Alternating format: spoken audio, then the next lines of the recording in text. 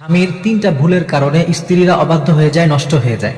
অনেক স্ত্রীরা নষ্ট হয়ে যায় স্বামীদের কিছু ভুলের কারণে। অনেক সময় স্বামীরা দেখবেন অনেক রকমের কথা বলে, আমার স্ত্রী ভালো না, আমার স্ত্রী এটা সেটা, কিন্তু অনেক সময় স্বামীদের কিছু আচরণ, কিছু ভুলের কারণে স্ত্রীরা নষ্ট হয়ে যেতে পারে। এর মধ্যে এক নম্বর যে ভুল আমরা করি সেটা হচ্ছে অতিরিক্ত শাসন করা।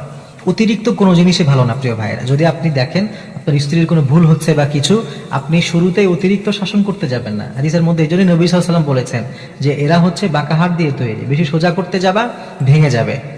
তো অত আপনাকে ঠিক করার দরকার না, আপনি কোমল ভাবে তাকে বোঝানোর চেষ্টা করেন। কিন্তু আপনি যদি অতি মাত্রায় শাসন করতে চান, তাকে একেবারে একদম কঠোর হাতে দমন করতে চান, এই টাইপের কিছু করলে ওই স্ত্রী আস্তে আস্তে নষ্ট হয়ে যায়, ওই স্ত্রী আস্তে আস্তে বিগড়ে যায়।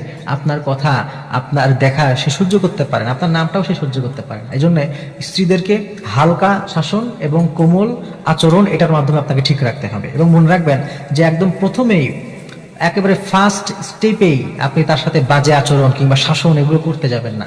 সবকিছুর একটা মাত্রা আছে, সবকিছুর একটা ধাপ আছে, ধাপে ধাপে করতে হয়। যে কোনো ভুল করলে সুন্দর মতো বোঝান, যদি বুঝে যায় আলহামদুলিল্লাহ, না বুঝলে একটু কঠোরভাবে বোঝান, না বুঝলে একটু বিছানা একদিন আলাদা করে দেন। এইভাবে বিভিন্ন পদ্ধতিতে। কিন্তু সে একটা ভুল করলো, সাথে সাথে আপনি তার উপরে একটা বিরাট রিয়াক্ট করলেন, এই ধরনের কাজ করবেন। এক নাম্বার। দুই হচ্ছে অনেক সময় স্বামীরা স্ত্রীদেরকে অবহেলা করে, এই জন্য স্ত্রীরা নষ্ট হয়ে যায়।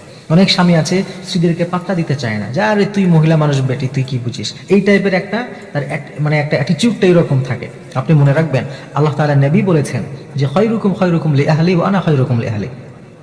বিশ্বনবী বলছেন তোমাদের মধ্যে যারা তার পরিবারের কাছে ভালো, তারাই হচ্ছে তোমাদের মধ্যে শ্রেষ্ঠ, আর আমি আমার পরিবারের কাছে ভালো, আমি আমার পরিবারের কাছে শ্রেষ্ঠ। এই হাদিসের মাধ্যমে আপনাকে যেটা বুঝতে হবে, আপনার যে পরিবার আল্লাহ তাআলা আপনাকে দিয়েছেন, তার ভালো মন্দ আপনাকে বুঝতে হবে এবং তার কাছে ভালো থাকা এটাও আপনার জন্য জরুরি। কিন্তু অনেক স্বামী আছে এটা বুঝে না, স্ত্রীর সাথে বাজে আচরণ করে, তার প্রতি সামান্য সম্মানটুকু দিতে জানে না, স্নেহ করতে জানে না। আজ সে মনে করে আমি ওকে ভাত কাপড় দেই, ওর সাথে আবার ভালো ব্যবহার কেন করব।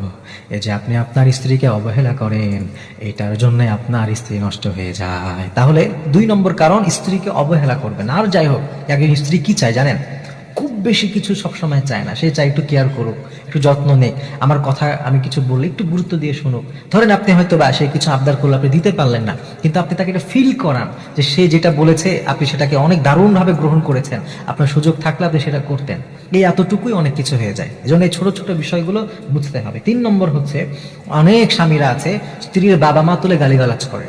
আপনি মনে রাখবেন, আপনি যত ভালো পুরুষই হন না কেন, আপনি যদি স্ত্রীর বাবা মা তুলে গালিগালাজ করেন, পরিবার নিয়ে কথা বলেন, আপনি জীবনও আপনার স্ত্রীর কাছে ভালো হইতে পারবেন এবং আপনার স্ত্রীও কখনো আপনার সাথে ভালো আচরণ করবে না। অনেক পুরুষ এমন আছে, স্বামী এমন আছে, একটু রাগ হয়ে গেলে বাবা মা তুলে গালিগালাজ করে যে তোর বাবাকে কিছু শেখায় না। এই টাইপ কথা বলবেন না, মানুষ মাত্রই ভুল করতে পারে। আপনি মনে রাখবেন সে আপনার জন্যই, তার বাবা মা পিছনের যত স্মৃতি ছোটবেলা সবকিছু ছেড়ে এসছে।